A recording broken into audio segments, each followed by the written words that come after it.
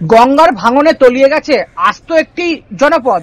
মালদা জেলার মানিকচক বিধানসভার নারায়ণপুরের চরে বসবাস করছিলেন শতাধিক পরিবার।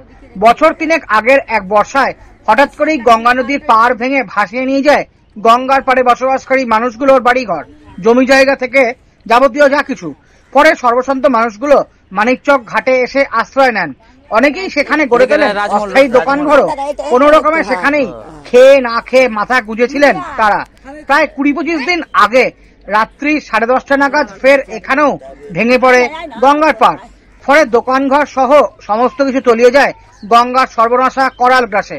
এই মুহূর্তে প্রায় খোলা আকাশের নিচে নিরন্ন অবস্থায় কাটাতে বাধ্য হচ্ছেন বিপন্ন মানুষগুলো। তাদের অভিযোগ, 20-25 দিন হয়ে গেল ব্লক প্রশাসন বা জেলা প্রশাসনের তরফ থেকে কেউই কোন রকম সাহায্য নিয়ে আসেনি তাদের কাছে। ফলে এক প্রকার অনাহারেই কাটাতে হচ্ছে তাদের। কয়েকদিন আগে মালদা জেলার গঙ্গা ভাঙনে দুর্গত এলাকাগুলি পরিদর্শনে গিয়েছিলেন রাজ্যের সেচ মন্ত্রী ডাক্তার মানস ভূঁইয়া, কিন্তু তিনিও দুর্গত মানুষগুলির জন্য স্থায়ী পুনর্বাসনের কোনো আশ্বাস দিতে পারেননি বলে স্থানীয়দের অভিযোগ। জানা নেই মাথার উপর একখালি পাকা ছাদ পেতে আর কতদিন অপেক্ষা করতে হবে সর্বহারা মানুষগুলিকে। আমাদেরকে যে অত অত টাকা পেঠাইলো, আর আমাদেরকে থাকবার জায়গা নাই, আর গোটা সরকার নিয়ে নিল না কি করলো আমাদেরকে। দেখেন তো এখন আমাদেরকে বাস্তায় আছে, আমরা নদীতে আছি, নদীর ধারেতে। সরকারকে কি মা দয়া মায়া লাগে না? অত টাকা পেঠাইলো, একটা করে তিরপাল ধারিয়ে দিল, আর কিছু দিল না আমাদেরকে। 1 কেজি করে চিড়া দিল, এক বাড়িতে 1 কেজি করে চিড়া দিল। আর অত অত চাল যে পেঠাইলো সরকার, তাই আমাদেরকে 1 ছাটাক চাল পাওয়া গেল না। আর কি অবস্থায় আছেন এখন? এখন তো আমাদেরকে থাকবার জায়গা নাই, আর সরকার আমাদেরকে জায়গা দিচ্ছে না কেন? মা বাবা হইলো সরকার, তো আমরা কোথায় যাব? ভোট দিতি সরকারকে, তো সরকারকে কি দয়া লাগে না আমাদেরকে উপরে? বলা থেকে বল। ঠিক আছে, আপনার নাম? আমার বর্ষার সময় ভাঙন হয়, কিন্তু এখন ভাঙন হচ্ছে কি? এখনো ভাঙন হচ্ছে, বর্ষা সময় আরো ভাঙন হচ্ছে। আর আমাদেরকে ভাঙন যখন হচ্ছে আমাদেরকে অত ভয় লাগছে যে আমরা থাকা যায় না। হ্যাঁ, আগে কোথায় ছিলাম? আগে ছিলাম নারায়ণপুর চরে, ওখানে কেটে গেল, ওখানেও প্রশাসন গেল না, আমাদেরকে কিছু করলো না। ওখান থেকে আবার এখানে আসলাম, এখানেও বসালো, তো এখানেও আবার কাটতে শুরু করলো। বসলাম তো বলছে এখানে বসতে হবে না, তো আমরা কোথায় যাব? তো ফের আপনা করে আমাদের এখানে বসলাম কোন রকম। তো এখানেও আবার কাটছে, তো এখানেও থাকা যাচ্ছে না আমাদেরকে। আতঙ্কে মনে করেন যে আতঙ্ক, আমাদেরকে কিছু করলো না, ঘুম আসছে না। আর আমাদেরকে রাত জেগে আমরা সকাল করছি, কিন্তু আমাদেরকে এখনো প্রশাসন কিছু করেনি যে আমাদেরকে কি খাবে, কি করবে, বাড়ি ঘর কি করবে না করবে, সরকার থেকে না দিবে না করবে, কিছু আমাদেরকে কিছু বলছে না।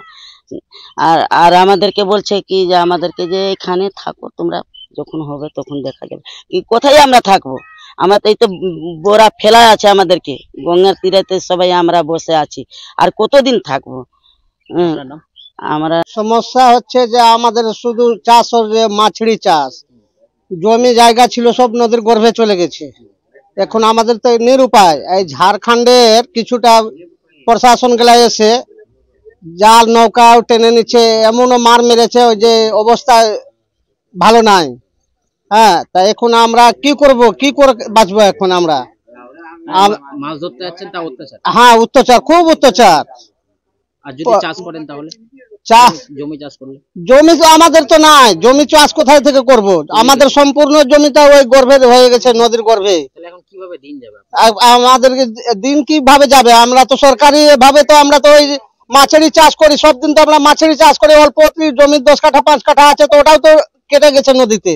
আমাদের আর নিরুপায় হয়ে গেছে এখন। আর ওই ঝাড়খণ্ডে গেলে তো বদমাশও, প্রশাসনও তো খুবই অত্যাচার। এই তো ধরে কিছু কাল পরশুকা ধরে একজনকে এমনও মার মেরেছে যে বাঁচবে কিনা এটা সম্ভব। কতদিন ধরে দোকান করছিলেন এবং কি হলো? আমরা তো বহুত দিন থেকে দোকানদারি করেছি, কিন্তু এরকম কাটা ভাঙা আমরা দেখিনি। এমন রাত্রে কাটতে শুরু করলো কি চাপের চাপ বসে গেল। আমাদের যত দোকান ছিল একটাও কিছু আমরা পাইনি, সমস্ত চলে গেছে। আজ পর্যন্ত আমাদেরকে কিছু সরকার আমাদেরকে কিছু মদত করলো না। কতদিন আগে দোকান ভেঙেছে? এই যে আজ 15-20 দিন হয়ে গেল, 20 দিনের উপরে হইলো, কম হলো না। কতগুলো দোকান ভেঙেছে?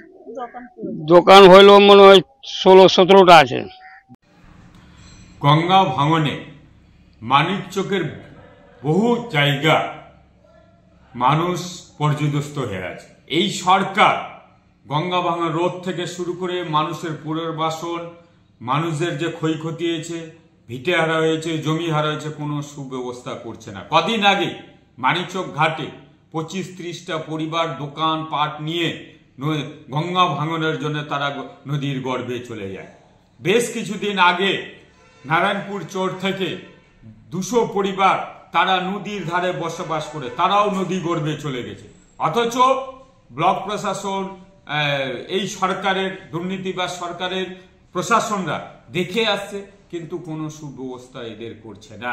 যেদিন এইখানে সেচ মন্ত্রী মানস ভূঁইয়া বাবু এসেছিলেন তার পরের দিনই ভাঙন, অথচ এখন পর্যন্ত এদের কোনো সাহায্য, কোনো কিছু যে করবে এই দোকানদারদের বা এই পরিবারদেরকে, তার পাশে কিন্তু ব্লক প্রশাসন থেকে শুরু করে আমাদের জেলা প্রশাসন বা এই সরকারের একটাও আধিকারিক তাদেরকে দেখা মাত্র সার কোনো সহায়তার হাত বাড়িয়ে দেয়নি। অর্থাৎ এই সরকার গঙ্গা ভাঙন রোধ করতে যেরকম অপারক, বন্যাতে মানুষের সুব্যবস্থা দিতে অপারক, এক কথা এই সরকার দুর্নীতিবাজ সরকার। ভাঙন রোধের নামে কোটি কোটি টাকা আত্মসাৎ করে কাটমানি খায়, ত্রাণের নামে কোটি কোটি টাকা আত্মসাৎ করে আর কাটমানি খায় তারা। তৃণমূলের নেতারা, গ্রাম পঞ্চায়েত, পঞ্চায়েত সমিতি, জেলা পরিষদ, এমএলএ, এমপি থেকে শুরু করে সবাই জড়িয়ে থাকে, সেই রকম প্রশাসনে জড়িয়ে থাকে, তাদের কোনো হেলদোল নেই। মানুষ বুঝতে পেরেছে এই সরকার হচ্ছে শুধু টাকা ছাড়া কিছু বুঝে না, কামাই ছাড়া কিছু বুঝে না, মানুষের জন্য সরকার নেই। তাদের জন্য পুনর্বাসন বা তাদের কোনো সাহায্য বা গঙ্গা ভাঙা রোধ, বন্যার সময় সঠিক সুব্যবস্থা কোনো কাজই কিন্তু এই সরকার করে না। আমরা এর বৃহত্তর আন্দোলন, আমরা তাদের পাশে আছি। কোথায়? মালদা থেকে নিজস্ব প্রতিনিধির রিপোর্ট, টিভি নিউজ 10।